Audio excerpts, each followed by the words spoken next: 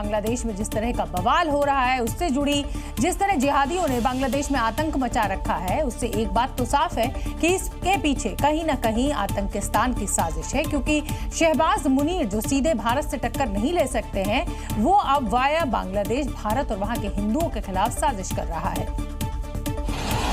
पूरे बांग्लादेश की यही तस्वीर है। सड़कों पर कट्टरपंथियों की भीड़, जुबान पर नफरती नारे और इरादा सिर्फ हिंदुओं को टारगेट करना।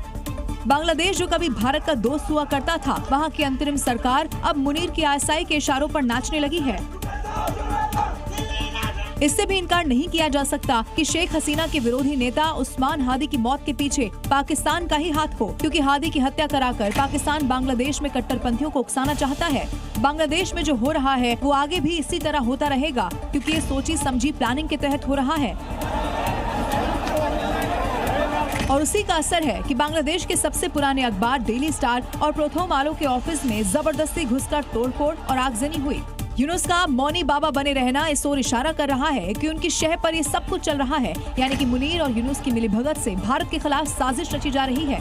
बांग्लादेश में भारत विरोधी नेता शरीफ हादी की मौत के बाद पूरे देश में तनाव है। बांग्लादेश में विरोध प्रदर्शन हो रहा है, बड़े बड़े मीडिया संस्थानों को आग के हवाले करा जा रहा है, लेकिन इसके बाद भी यूनुस सरकार चुप बैठी है और यूनुस की पुलिस खामोशी से बैठे सब कुछ देखती रही। जगह जगह आगजनी की घटना से पूरा बांग्लादेश जल उठा, लेकिन पुलिस कहाँ थी किसी को नहीं पता, सरकार कहाँ थी ये कोई नहीं जानता।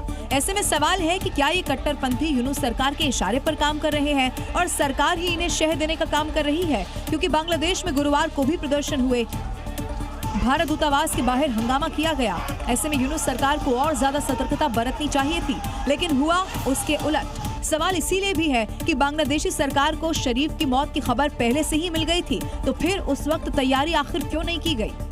क्या जानबूझकर कट्टरपंथियों के हाथों शहर जलाने को छोड़ दिया गया है? पुलिस क्या कर रही है? क्यों कट्टरपंथियों को रोकने के लिए सख्त कदम नहीं उठाए गए? बांग्लादेश में 2 महीने बाद ही चुनाव है। ऐसे में अंदेशा लगाया जा रहा है कि बांग्लादेश में अराजकता की स्थिति बनाकर मोहम्मद यूनुस गद्दी से चिपके रहना चाहते हैं। बांग्लादेश में जारी हिंसा और विरोध प्रदर्शनों के बीच एक बार फिर कट्टरपंथ का खौफनाक चेहरा सामने आया है। यहाँ भीड़ ने ईशनंदा के आरोप में एक हिंदू युवक को बेरहमी से पीटा, हत्या कर दी उसकी। दीपू दास को पहले बेरहमी से पीटा, उसके बाद जो किया वो बहुत ही भयानक था। पिटाई के बाद हिंदू युवक मर गया तो उसके शव को एक पेड़ से लटकाया और आग लगा दी। धर्म के नाम पर कट्टरपंथियों ने हिंदू युवक के साथ जो बर्बरता की वो रूह कंपा देने वाली थी। सोशल मीडिया पर इसका वीडियो वायरल है, जिसमें लोग अल्लाहू अकबर के नारे लगाकर युवक को आग लगा रहे हैं। वहीं बांग्लादेश में शरीफ हादी की मौत के बाद हिंसा भड़की। हिंसा के बीच भारत सरकार की एडवाइजरी जारी हुई और इसमें भारतीय नागरिकों और छात्रों को ये कहा गया कि घरों में ही रहें, अनावश्यक बाहर ना निकलें, लोकल यात्रा से बचें और घर से बाहर कम से कम मूवमेंट अपना रखें। पब्लिक ट्रांसपोर्ट का इस्तेमाल बिल्कुल ना करें। साथ ही किसी भी इमरजेंसी में 24/7 हेल्पलाइन पर संपर्क भी जारी किया गया है। सुरक्षा कारणों से राजशाही और खुलना में वीजा एप्लीकेशन सेंटर बंद कर दिए गए हैं। हालांकि ढाका में सामान्य कामकाज अभी जारी है।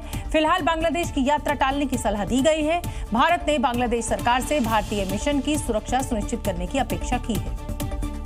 यह एडवाइजरी बांग्लादेश में बढ़ते भारत विरोधी भावनाओं और हिंसा को देखते हुए जारी की गई है।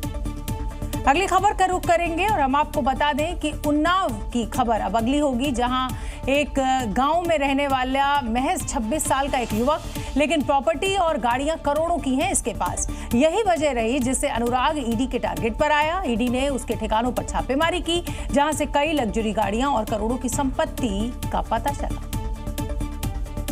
कभी उन्नाव के एक छोटे से खजूर गांव के पगडंडियों पर साइकिल से चलने वाला लड़का अब करोड़ों की गाड़ियों में घूमता है। आप बस गाड़ी का नाम लीजिए, गाड़ी अनुराग के गैरेज में खड़ी मिलेगी। पहले आपको यूट्यूबर अनुराग द्विवेदी की कौन कौन सी गाड़ियां हैं वो दिखाते हैं। BMW, Mercedes, defender, Ferrari, Lamborghini, Thar, Endeavour. गांव और लखनऊ में उसके महंगे घर, निजी स्टाफ, सिक्योरिटी का काफिला उसकी तेजी से बदली किस्मत की गवाही देता है। ईडी अब ये पता लगा रही है कि फैंटेसी क्रिकेट से जुड़ी हुई करोड़ों की कमाई का जरिया क्या है, साथ ही क्या ये पैसा अवैध सट्टेबाजी या मनी लॉन्ड्रिंग से जुड़ा है। बताया जा रहा है कि नवंबर में अनुराग ने दुबई में शादी की थी। क्रूज पर शादी का प्रोग्राम हुआ था, जिसमें उन्नाव के लोग भी शामिल थे। उनका आने जाने का खर्चा भी अनुराग ने ही दिया था।